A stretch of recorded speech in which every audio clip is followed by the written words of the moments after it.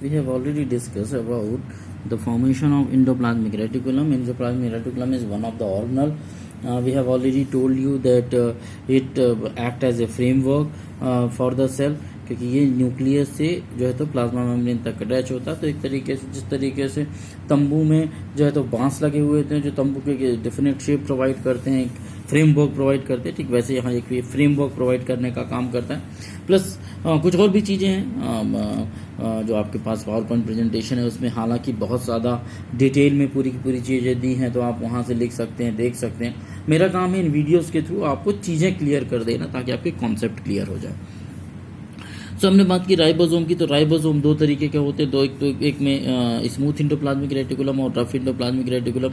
Smooth और rough में केवल इतना अंतर होता है कि रफ में जो है तो जिन इंडोप्लाज्मिक रेटिकुलम्स में राइबोसोम अटैच होते हैं उनको हम रफ इंडोप्लाज्मिक रेटिकुलम कहते हैं, और जिनमें नहीं होते उन्हें स्मूथ कहते हैं। ये भी हम बात कर चुके थे लास्ट क्लास में कि जो रफ इंडोप्लाज्मिक रेटिकुलम है वो प्रोटीन सिंथेसिस करता है, जबकि स्मूथ इंडोप्लाज्मिक रेटिकुलम का काम होता है फैट और लिपिड का फॉर्मेशन करना। लेकिन इतना ही बस नहीं है। जहाँ तक आप इंडोप्लाज्मिक रेटिकुलम की बात करेंगे तो वो सिस्टर्नी और ट्यूब्यूल्स और प्लेट्स से मिलकर बनी हुई थी, वेसिकल्स और प्लेट्स से मिलकर बनी होती है। मेम्ब्रेन बाउंड स्ट्रक्चरल होता है, एक तरीके से आप कह सकते हैं मेम्ब्रेन बाउंड होता है, और मेम्ब्रेन बाउंड होने के साथ साथ वेसिकल्स पाए जाते हैं। तो ऐसा नहीं है कि वेसिकल्स और हमने सिस्टर्नी की बात की, बट दिखते ये जो है तो कह रहा आपसे थ्रेड लाइक स्ट्रक्चर ही है, प्लेट लाइक स्ट्रक्चर ही है जो हमको यहाँ देखने को।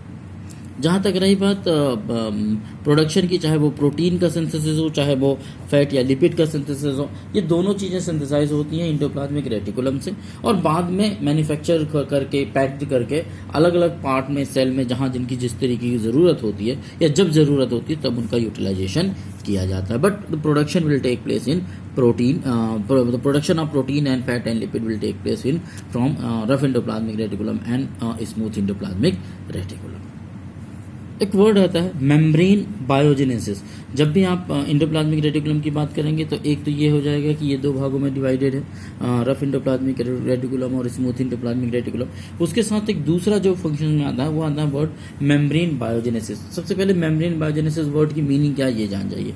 मेम्ब्रेन तो आप जानते हैं किसी भी चीज़ की जो मेम्ब्रेन होती है। बायो का मतलब होता है लिविंग, यानी कि जो भी लिविंग चीज़ों से रिलेटेड है वो बायो हो गया, और जेनेसिस का मतलब होता है सिंथेसिस, बनना, यानी कि लिविंग ऑर्गेनिजम्स में मेम्ब्रेन का सिंथेसिस। ये पहला वर्ड, ये दूसरा वर्ड, ये तीसरा वर्ड, आप इसे ऐसे जोड़ लीजिए। लिविंग में मेम्ब्रेन का सिंथेसिस, मेम्ब्रेन बायोजेनेसिस। अब आप ये क्यों कह रहे हैं कि इंडोप्लाज्मिक रेटिकुलम मेम्ब्रेन बायोजेनेसिस करती है? एक्चुअली में ये इसलिए बात कही जाती है क्योंकि इंडोप्लाज्मिक रेटिकुलम वो स्ट्रक्चर है जो दोनों चीज़ों का फॉर्मेशन करता है। किसका किसका? प्रोटीन का भी और लिपिड का भी या फैट का भी। और आपको बहुत अच्छे से पता होगा कि प्रोटीन और लिपिड की बाइलेयर और जो है तो क्या नाम से प्रोटीन बीच बीच में एम्बेडेड लाइक दिस। ये हमने स्ट्रक्चर पढ़ा था किसका? प्लाज्मा मेम्ब्रेन का।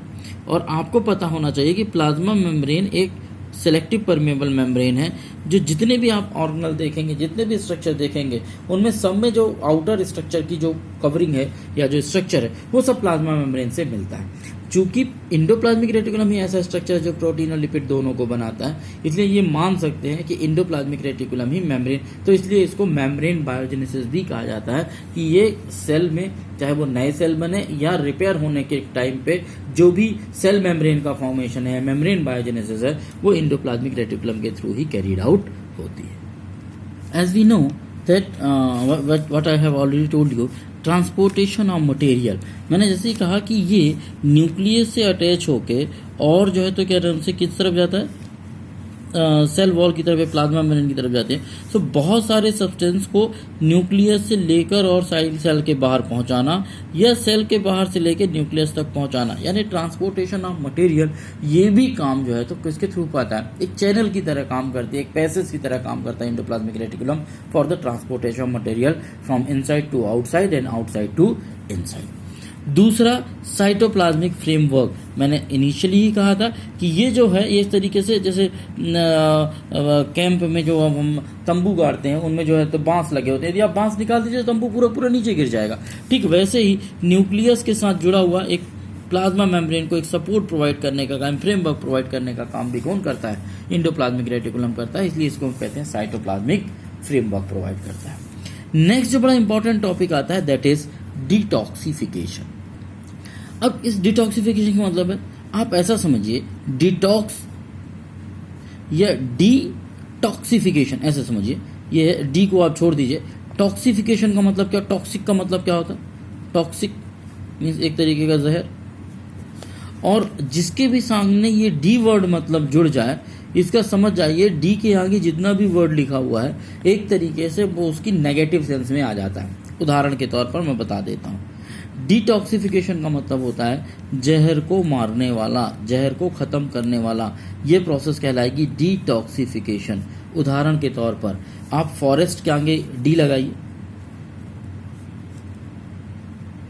तो फॉरेस्टेशन का मतलब क्या होता है? नॉर्मली फॉरेस्टेशन का मतलब होता है पौधे लगाना, लेकिन यदि आप डी लगा दीजिए आगे तो वो हो जाता है डिफॉरेस्टेशन, पौधों को काटना। तो बहुत सारे वर्ड्स में जब हम डी वर्ड यूज करते हैं, वो डी वर्ड का मतलब होता है जो भी उसके आगे लिखा हुआ है उसकी मीनिंग का जस्ट अपोजिट होना, या उसके साथ जो है तो क्या होना, उसको खत्म होना। तो यहाँ टॉक्सिफिकेशन का खत्म होना यानी जहर का खत्म होना, डिटॉक्सिफिकेशन।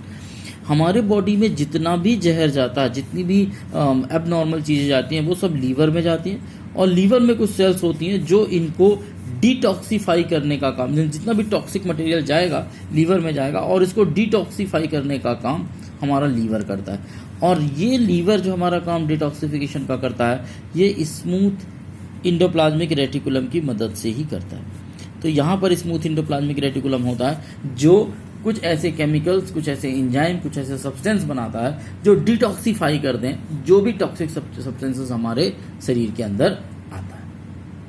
होप आपको इंडोप्लाज्मिक रेटिकुलम के बारे में सब कुछ पता चल गया होगा। हालांकि आपके पास जो पीपीटी है उसमें ये सब पॉइंट को बड़े अच्छे से एक्सप्लेन किया हुआ। यहाँ पर मेरा मेन एस्पेक्ट ये है कि आपको कॉन्सेप्ट क्लियर हो जाए। जहाँ तक लिखने की बात है तो मैंने इनिशियली शुरुआत में ही जो है तो आपको पीपीटी दे दी थी, जिसके थ्रू आप जो है तो क्या नाम से मैटर लिख सकते हैं, लेकिन यहाँ पर आप इसे समझ सकते हैं कि क्यों उसे हम ट्रांसपोर्ट ऑफ मटेरियल कहते हैं, या साइटोप्लाज्मिक फ्रेमवर्क का नाम क्यों दिया गया, मेम्ब्रेन बायोजेनेसिस क्यों कहा गया, या डिटॉक्सिफिकेशन किस तरीके से होता है। The next cell organelle which is present in cell is Golgi apparatus. कुछ बुक में गोल्गी बॉडी मिलेगा, कुछ बुक में गोल्गियोजोम मिलेगा, गोल्गिजोम के नाम से भी जाना जाता है। कुछ बुक्स में डिक्टियोजोम्स मिलेंगे।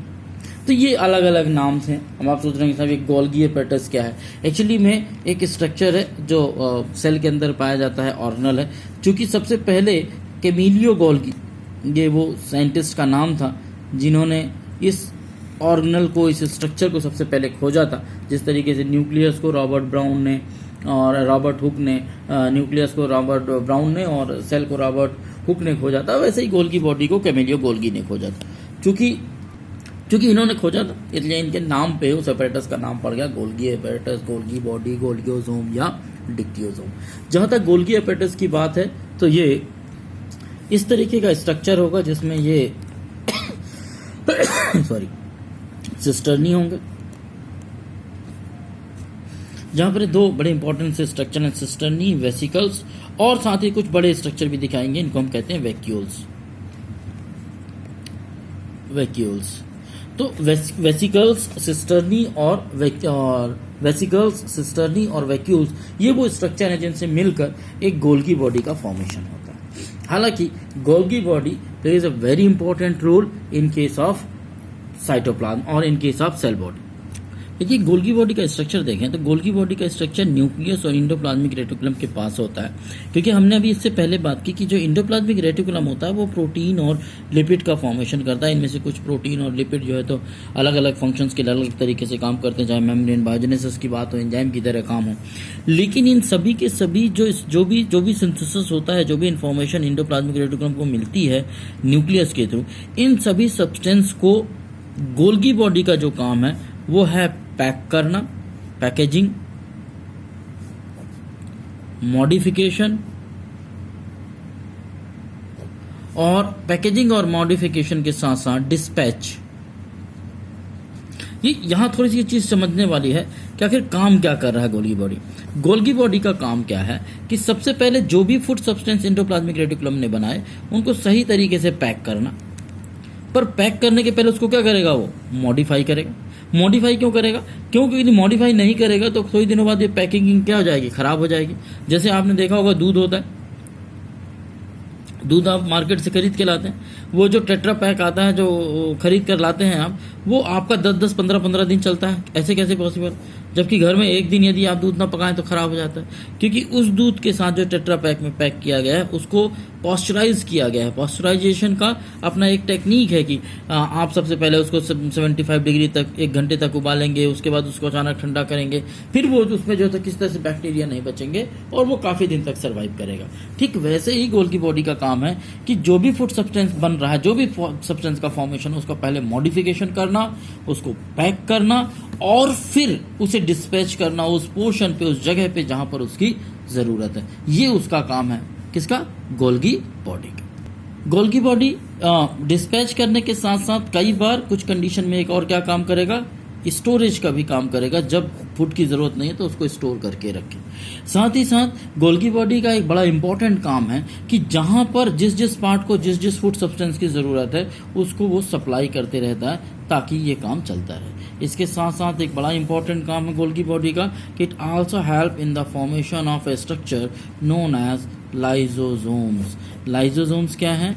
Lysosomes are a structure which are a store house of lytic enzyme. ये क्या है, इसके बारे में हम नेक्स्ट क्लास में डिस्कस करेंगे। Have a nice day.